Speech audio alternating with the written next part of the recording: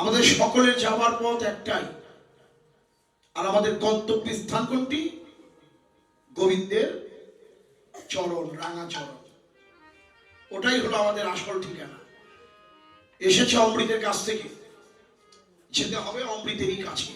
এই জগতে কেউ কারো না, ভাই বলো বন্ধু বলো, কেউ তো কারো নয়। 3 2 4 দেখাশোনা ওরে মন পথের পরিচয়, কারে বলো আপন আপন, কার লাগিকে কেন্দ্রে মন। সময় থাকতে তার নামটি করো সাধন।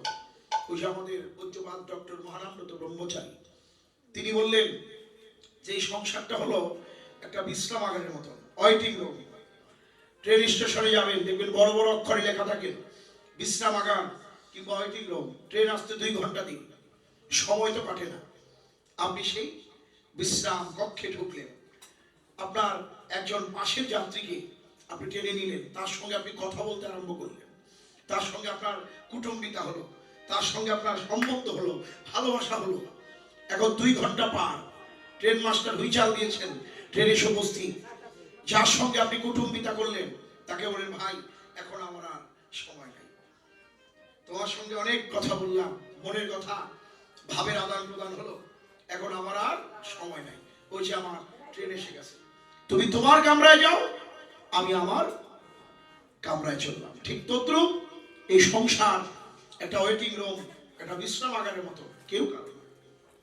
কত ভালোবাসলাম, কত কুটুম্বিতা করলাম, কিন্তু যেদিন আমার আপনার জীবনে সেই ভগবানের রাসের বাঁশি বেজে উঠবেন, ভাই বন্ধু সকলকে পরিত্যাগ করে আমার প্রাণ গোবিন্দের চরণে আত্মনিবেদন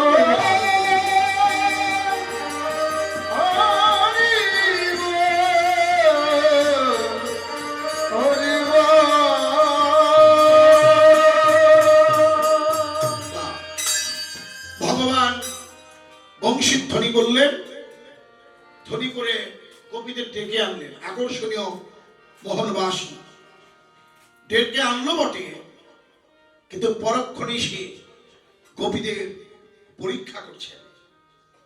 স্বর্ণকার, স্বর্ণকার যেমন কোষ্ঠী পাথরে স্বর্ণ ঘষে পরীক্ষা করেন আসল কিনা নকল, ঠিক গোপীদের মন পরীক্ষা করছেন ভগবান। কি বলছেন? বিপিনে মিলিল গোপ নারী, আর বিপিনে মিলিল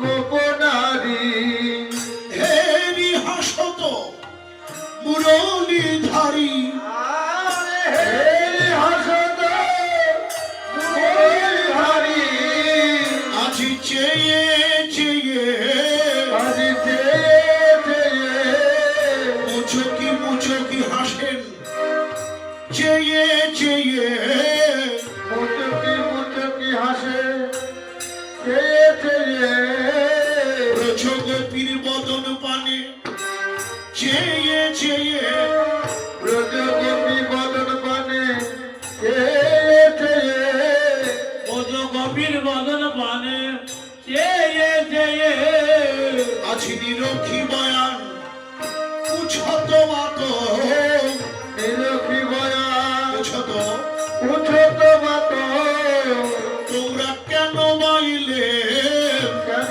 বলে গভীর নিশায় নিবিড় বনে কেমন এলে, গভীর নিশায় নিবিড় বনে কেমন এলে, কুলবতী হয়ে কুল ছেড়ে কেমন এলে, কুলবতী হয়ে কুল ছেড়ে কেমন এলে। হরে কৃষ্ণ। দেখেন মায়েরা, কৃষ্ণ বাঁশি বাজালেন বটে, বাঁশি বাজিয়ে ডেকে এনে বলছেন, এই গোপীগণ, এত রাত্রে তোমরা কেন এসেছ? সতী নারীর ধর্ম কি? পতি সেবা। সতীর ধর্ম পতি সেবা। এখানে আমি একা পুরুষ, তোমরা সবাই নারী। কৃষ্ণ বিবাদী লোক দেখলে কলঙ্ক হবে, তোমরা ঘরে ফিরে যাও, ঘরে গিয়ে পতির সেবা করো। ভগবান ধর্মের কথা উপদেশ দিচ্ছেন গোপীদের। গোপীরা মনে মনে ভাবছে যে কপট বন্ধু নিজেই বাঁশি বাজিয়ে ডেকে এনে আবার কেন আমাদের ফিরিয়ে দিচ্ছে। ওদের বদনে যেন ভাষা হারিয়ে ফেললেন, বদন থেকে ভাষা হারিয়ে ফেললেন। কৃষ্ণ বলেন, ও প্রেম সিন্ধু গায়নী, তোমরা কি ব্রজকুশবহু কমন ক্ষেম ব্রজ কোশব গমন ক্ষেম কহত কিয়ে করবি প্রেম। কহত কিয়ে পরম প্রেম তোমরা তাই কি এসেছ তাই কি এসেছ ভালোবাসা করবে বলে, তাই কি এসেছ ভালোবাসা করবে বলে তাই এসেছ। এই কবিগণ, তোমরা আমাকে ভালোবাসো? যখন বলেন ভালোবাসা করবে, তখন গোপীদের মুখে একটু হাসি ফুটল। তাহলে এতক্ষণে তুমি বুঝতে পেরেছ আমাদের আগমনের কারণ। যখন মুখে একটু হাসি ফুটল, কৃষ্ণ পরক্ষণে বললেন, দেখো এ জগতে সবাই আমাকে ভালোই বাসে, তোমরা যেমন আমাকে ভালোবাসো, জগতে সবাই আমাকে ভালোবাসে।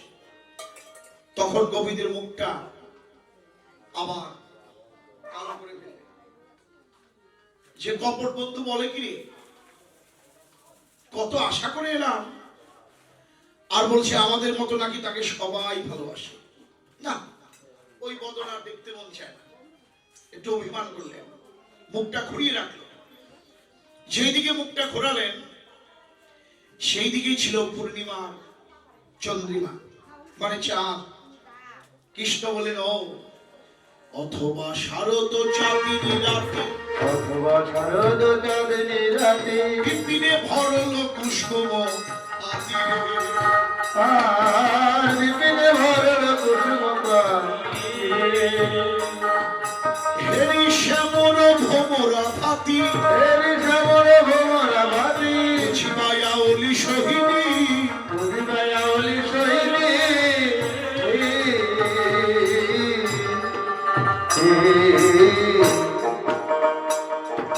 শোভা দেখবে বলে বনে এলে, দেখবে বলে মনে এলে কুসুমিত কাননের শোভা দেখবে বলে বনে এলে। কুসুমিত কাননে সভা দেখবে বলে মনে এলে। শোভা দেখবে বলে এসেছ? পূর্ণিমা রজনী শোভা যদি দেখা হয়, ঘরে ফিরে যাও। এক চোখে কাজল দিয়েছ, আরেক চোখে দাও না। এক কানে কুণ্ডল পরেছ, আরেক কানে নাই। তাছাড়া তোমাদের মাথার চুলগুলো আলোলায়িত। আমার মনে হয় তোমরা গুরুজনের সঙ্গে ঘরে ঝগড়া বিবাদ করে এসেছো।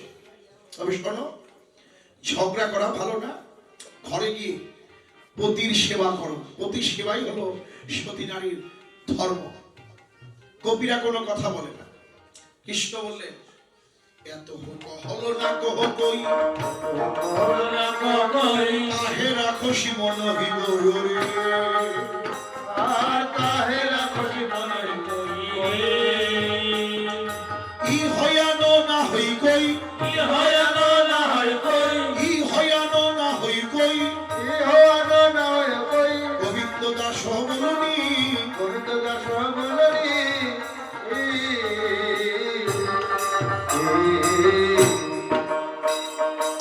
এখানে আর কেহ নাই গো, এখানে আর কেহ নাই গো, এখানে আর কেহ নাই গো, এখানে আর কেহ নাই গো, গোবিন্দ বই আর কেহ নাই। গোবিন্দ বই আর কেহ নাই। মনের কথা খুলে বলো, মনের কথা বলে বলো।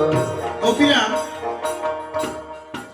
নারী জাতি বুক ফাটে, তোমাদের মুখ ফোটে না। মনের কথা কি খুলে বলবে? সে তো সবই জানে।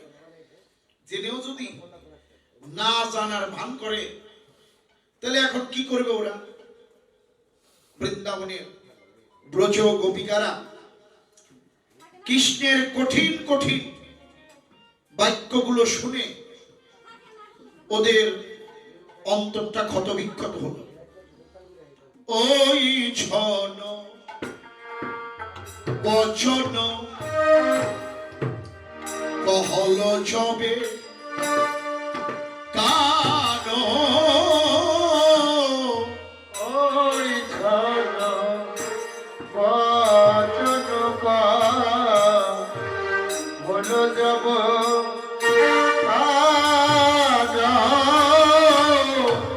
ওই ছল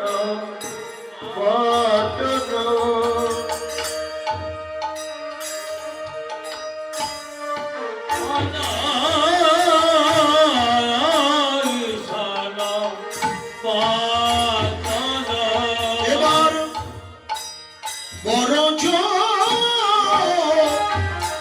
রমণীগণ সচল নয়ন ওই ছল বচন তারা নয়ন ধারায় ভেসে যায় রে প্রচলনী তারা নয়ন ধারায় দেশে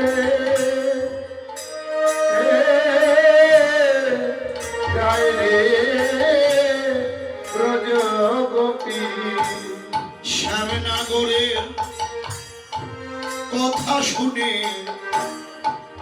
নয়ন ধারায় ভেসে ওই শ্যামনগরে কথা শুনে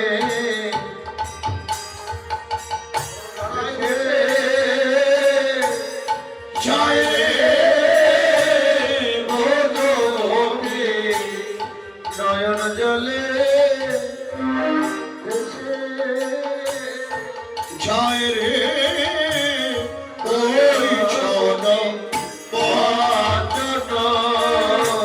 আজকে বৃন্দাবনের গোপীরা কৃষ্ণের কথাগুলো শুনে ওদের অন্তরটা ক্ষত বিক্ষত হলো। টোটল সবহু মনোরথ করণী অবনত আননে নখিলিকু ধরণী। গোপীরা ধরণীর দিকে চেয়ে রইলেন আর বললেন, হে ধরণী,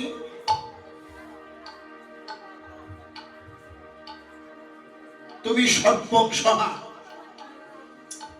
ধৈর্য আমাদের পক্ষে দাও, কারণ কৃষ্ণের দেওয়া দুঃখ প্রাণে সহে না সহে না, সহে না সহে না হৃদয় ধসিয়া গেল সহে না সহে না, ওই হৃদয় ধসিয়া গেল সহে না সহে না হৃদয় ধসিয়া গেল সহে না সহে না। হৃদয় ধসিয়া গেল সহে না সহে না।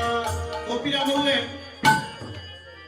যে তোমার কাছে আমাদের একটা প্রশ্নের উত্তর দিতেই হবে।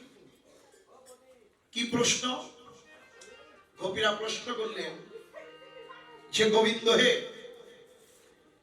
তুমি বাঁশি বাজিয়েছিলে ভালো কথা, কিন্তু বাঁশি বাজালে বাজালে বাজালে কেন? বাঁশি বাজালে বাজালে বাজালে কেনে তুমি বাছালে বাছালে টানলে কেন? এনে মোদের কান দাও কেন? তুমি বাজালে বাজালে বাজালে কেনে এনে এনে আবার কান্দাও কেনে এখনো পরম ধার্মিক হয়ে আমাদের ধর্ম শিক্ষা দাও। সেদিন তোমার ধর্ম কোথায় ছিল? কোন দিন? যেদিন বসন চুরি করেছিলে,